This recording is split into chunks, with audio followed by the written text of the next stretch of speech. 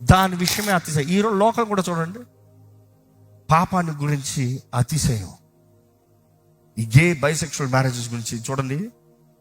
ఓ pride, మరలా పేరు pride, అతిశయం.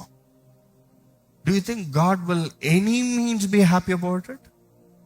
లేదు లేదు. వారికి నియమించబడిన శిక్ష ఉంది. దేవుని కోప, దేవుని ఉగ్రత, దేవుని కోపం నియమించబడి ఉంది. ఈరోజు చాలా మంది కూడా అక్రమ సంబంధాలు పెట్టుకుంటూ, పాపపు జీవితాలను జీవిస్తూ, విచ్చలవిడి బ్రతుకుతూ, your saying, oh I'm a friend of God. No, you are not. You are fooling your self.